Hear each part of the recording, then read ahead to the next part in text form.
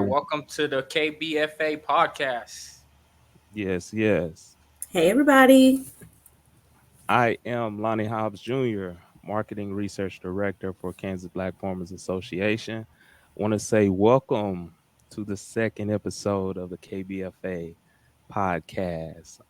I'm joined here with my man, my guy, Mr. Justin Howard. He is the program director for Kansas Black Farmers Association. Justin, join in. Say what's up.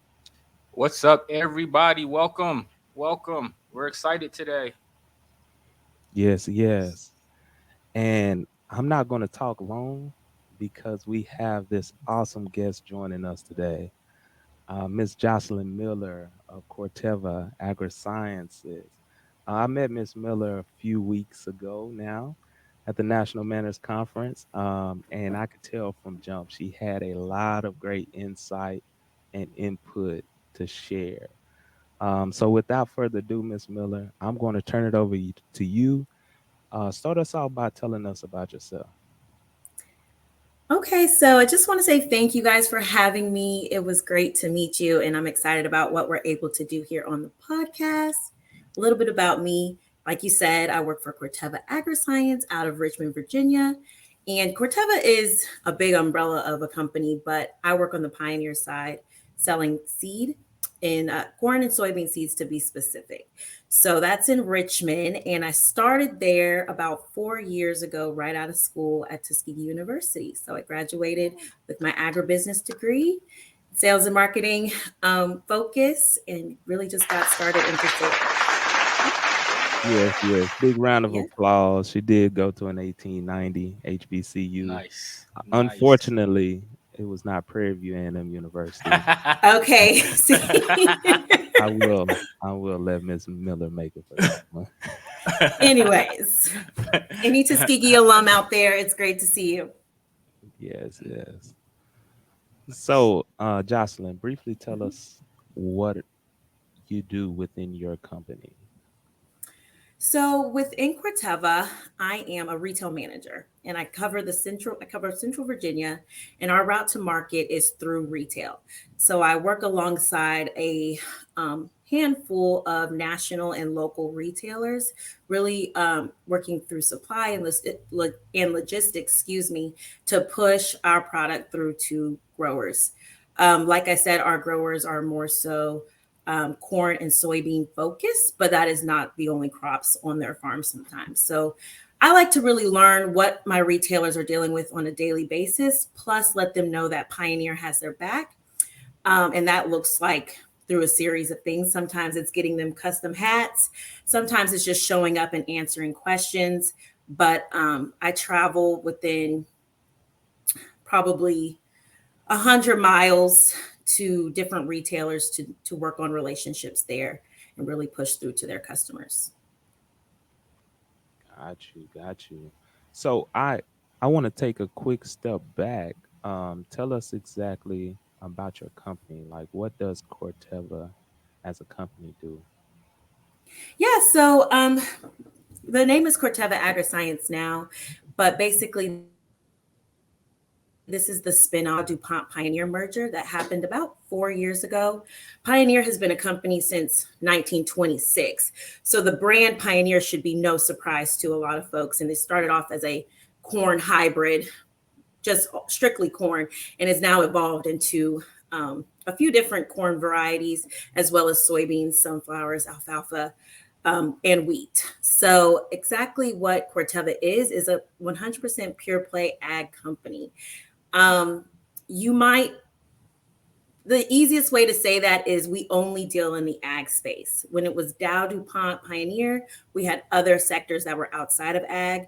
Now we're strictly ag, research and development, and other ag inputs. Nice. Nice. So, Nice. Joslyn, what brought you personally into ag? Ooh, good question. So I'll take it back. I went to Tuskegee University to study ag business, and that was my first look into ag as an industry. But I actually grew up visiting my grandparents on a farm in Sulphur Springs, Texas. So I was outside all the time. I was gardening with my granny. I was getting eggs out the hen.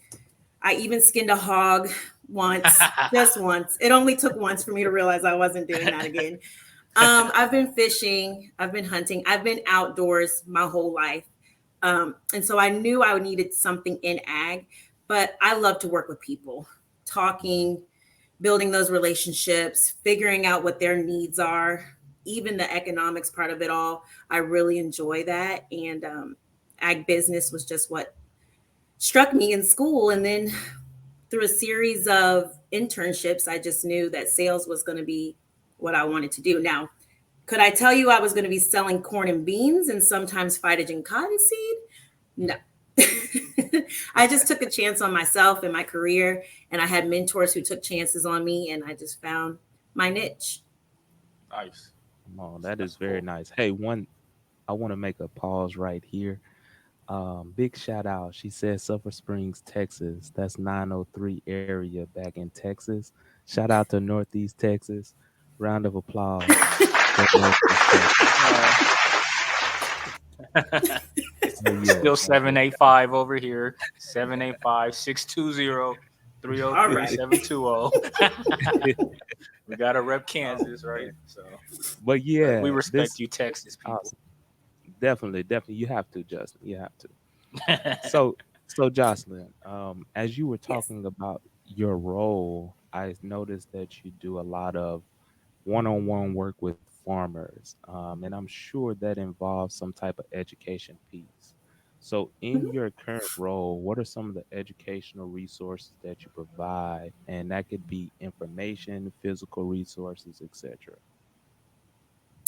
Yeah, so in my role, I kind of just work as the middleman. I have an agronomist that I pair up with that on the pioneer side, as well as some internal agronomists that are with, key retailers have their own agronomists. We kind of work together to build meetings in the community for growers to spread education on maximizing yields, best way to maintain soil health. I also have a crop protection counterpart that we tend to invite in so that growers know timing of sprays, what to spray, what weed might be taken over. Um, Truly, as the liaison for all those different areas, I am the face, but I lean on my counterparts and my retailers to let me know what information needs to get out there. Um, Additionally, we offer education on financing for growers. Pioneer or Corteva offers our own in house financing that a lot of growers don't know about, but then a lot of retailers have their own as well. In a world where credit is everything, we really work to make sure that they know our deadlines are flexible, our application process is simple, and our retailers want them to take advantage of those. Mm, Nice. oh man, very key to success. I Yeah. see. I see. So, I want to touch on something else real quick, Jocelyn. I see that you're the first African American territory manager in Pioneer. Oh, oh, please. For the culture. How long has Pioneer as a company existed? Over 90 years. So 1926. So almost 100 years. We So, are time out. creeping The up on that. first African American, not just African American female, we're talking first African American territory Wow. manager in the Yeah. existence of 90 years of the Pioneer Lord. Company. Yeah. Please, Justin, a round of Woo. applause, please. Oh my No, Kudos. yeah, it deserves all the emphasis because, like I mentioned, this business is about building relationships. And sometimes it's easier to build relationships with people who look like you. I can't doubt that. Like, I, how we go to church, how we fellowship at school, it all stems around, do they look like me? God. And Pioneer and the corn space, the soybean space, cash crop space has been dominated by the white male population. And they prefer that as their kind of adversary, their trusted advisor. And so Pioneer did what a lot of companies do. They chose who would fit best for the areas. They just didn't realize that that's not how times were going to be over time. And so managers got used to who was applying for those jobs. They weren't recruiting or educating people in school or early on that these opportunities were available to us. Like I said, I did not wake up and say I wanted to be a pioneer territory manager because I didn't grow up on a corn farm. I didn't grow up raising soybeans or anything like that. But I did grow up working with people, and I enjoyed that. Um, and so it's been difficult. It was a difficult journey, and we can get more into that if you want to. And I'll kind of just transition. I had an internship with Pioneer, and my boss was one of the first African American district sales leader. And it was actually on him to say, hey, I want a minority representation for my customers. And so when we met at Tuskegee, he just kind of took a chance on my career and said, I'm going to treat her like I treat everyone else first and foremost, but I'm going to give her the necessary training to understand this business because that's all it takes. If you're teachable, if you're willing to get out there and work hard, it does not matter what you look like. These farmers will respect you if you're giving them information that's going to better them. Right. These retailers will respect you if you are walking in the door with information that is relevant to them. If you don't, they don't care what you look like. They won't have, you won't do business there. But as on a personal level, it's very difficult to walk into some place and get the stares and sometimes have to oversell myself just because of the color of my skin. And that's just life.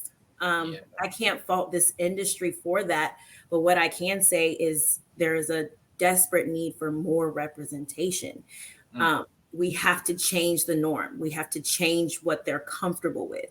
We have to push the envelope if we want the opportunities in this business, because it's a fun time. Like, it's really fun to be in sales. It's fun to be in agriculture. There is success in it for African Americans, for minorities, for men and women.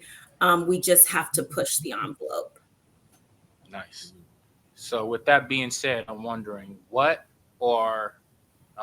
how has your life journey kind of prepared you for your role now and the success that you're obviously having? So like, if you can like kind of put your finger on a few things, what would that be? I'd say the first thing is my parents kept us moving. I've lived in the Midwest. I've lived in the South. I've lived as far east coast as Virginia, North Carolina, and I have family that comes out of California. So I have a mix and a vast array of culture. And I didn't go to school. I didn't grow up going to school with people who looked like me. So I knew how to code switch. Then I went to an HBCU. Right. Then I went to an HBCU and everybody was like, oh no, you need to kind of get hip on what it means to be Black in America. And so going to an HBCU definitely prepared me for how to stand tall in spaces where I am the majority and how to stand out in spaces where I'm not, without offending anybody, of course, because whatever anyone says, you have to do that. You have to know how to be in these spaces and not and know the role you need to play in that. Code switching, although it's not fair, it's important if you want to leg up. It's important. Well spoken. Very true, man. Hold on. Another one. Another one. So tell me this. At some point, I'm sure many of our farmers and members have experienced discrimination of some sort. And kind of what you're talking about in your journey on the road to the current role that you hold, I'm sure you experienced some type of discrimination. What is your advice to them as they're pushing to be successful? My advice is that we just, my advice is keep going. Lean on your trusted mentors and advisors, and let it all out. Let every emotion out that you're feeling, let all the stress and anxiety out. Lean on them to hear their stories. But then once you get back in the office, once you get back on that road, keep going. It, if I was the first after 90 years, that means it takes a lot. I'm not going to tell you I was the first to ever try. I'm not going to tell you I was the first to ever get an opportunity and maybe not take it. I don't know. I don't know the story. But when someone says who impacted um, this territory between the last 3 years, they will say it's Joslyn Miller. And that's because I kept going. I mean, it was rough. It was rough on me mentally starting off my career, knowing that my supervisor was scared for my safety if he were to give me this next role. Like that's what you have to think about as we're going on to farms, as we are walking into retailers that are farmer dealers. Like this is their livelihood that I'm holding in their hands. If I misinterpret a program or recommend the wrong variety of seed, that could change the direction of their whole future. It's a big deal, and I took that seriously. I want everybody to take, I mean, the biggest advice I can tell you is take it seriously. This is an impact, but don't give up. You can get tired. You can have to have some extracurricular activities that take you completely out of this space, but don't give up. Oh, Wow. man. Wow. Power, y'all. Power. Goodness, man. Wow. So it seems like, you had a successful journey so far. What's next for Joslyn? Where do you see yourself headed?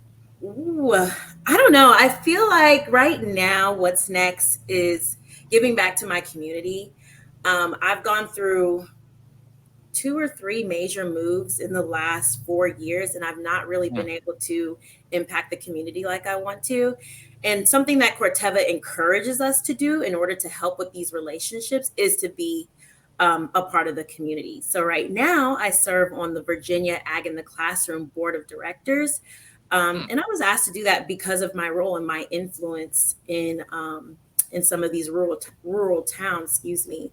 And I just hope to give back to them and get involved in the community so that I can educate students in high school, middle school, elementary school. The earlier we can put these opportunities in front of them, the better we'll be off in the long term. So, Okay.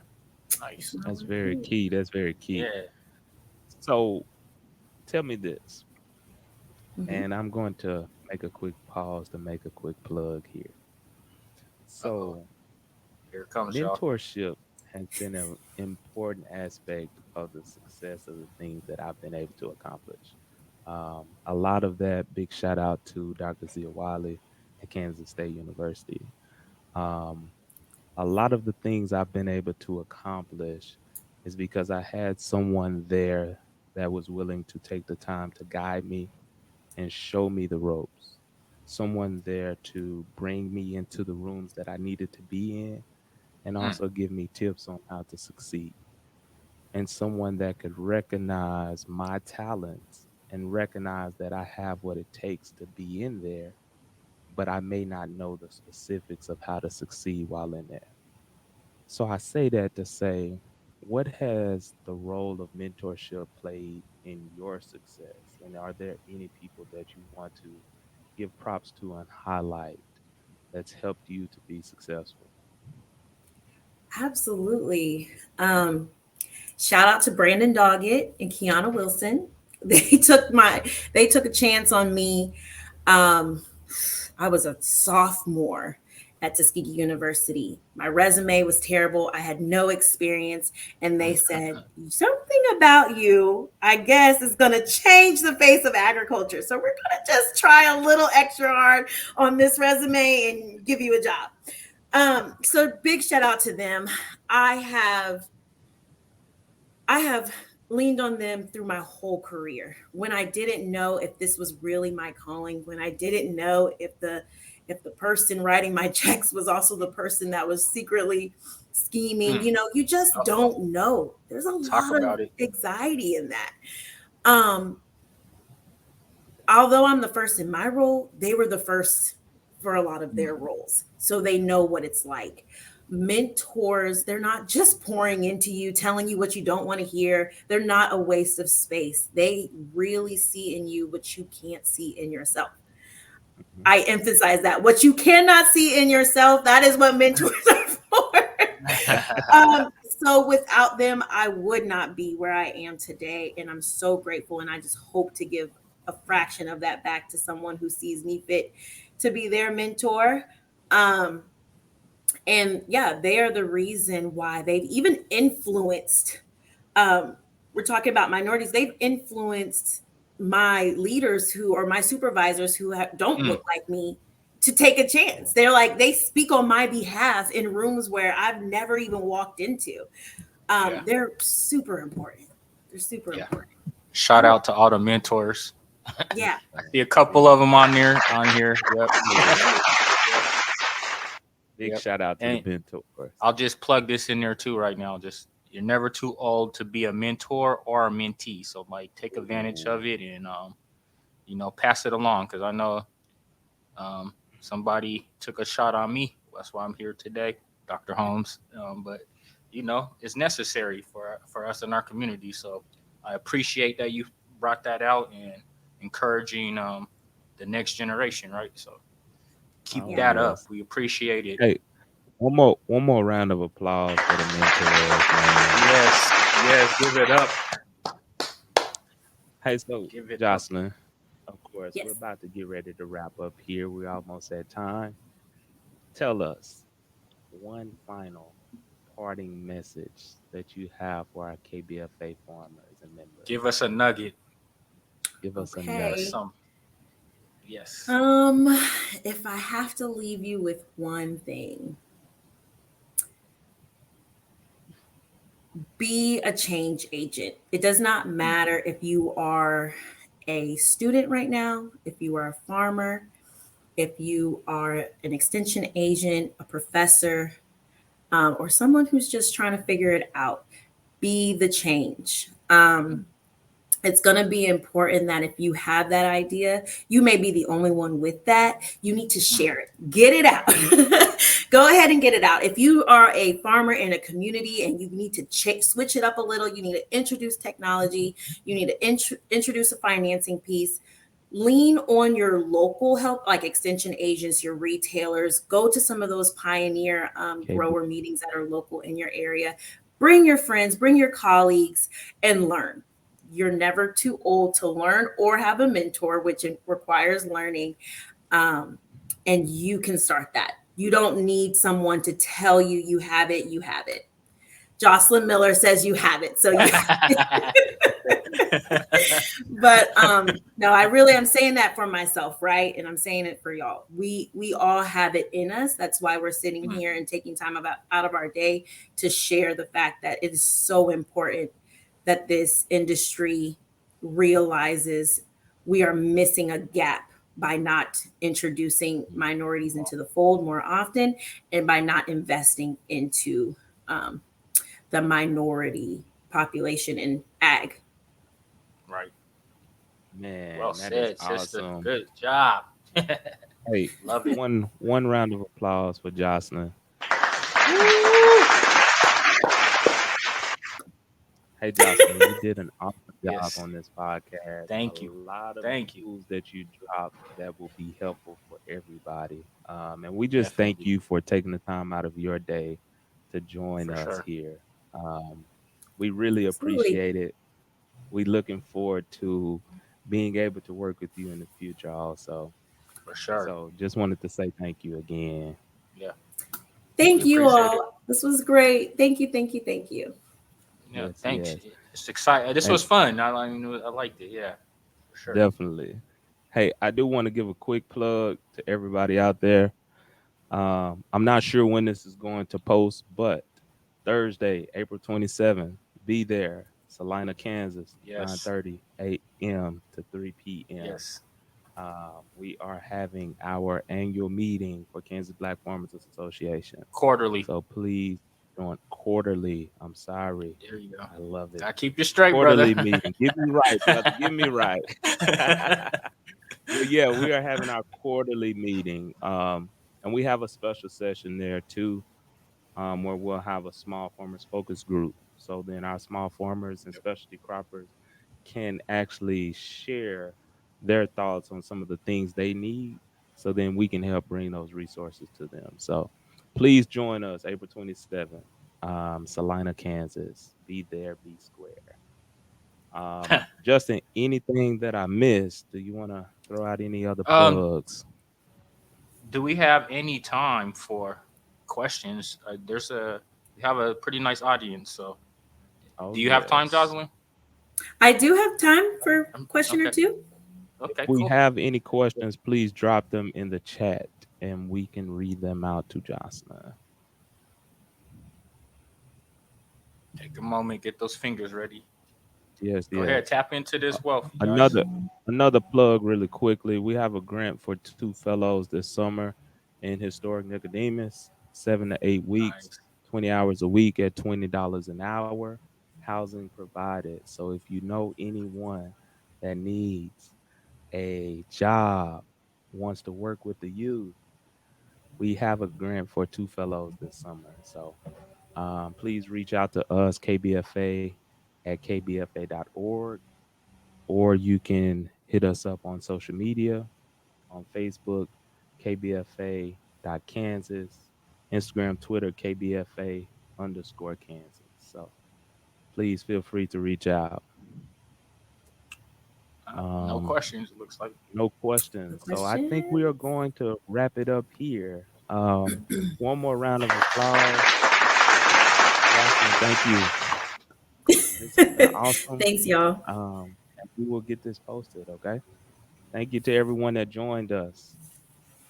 And we are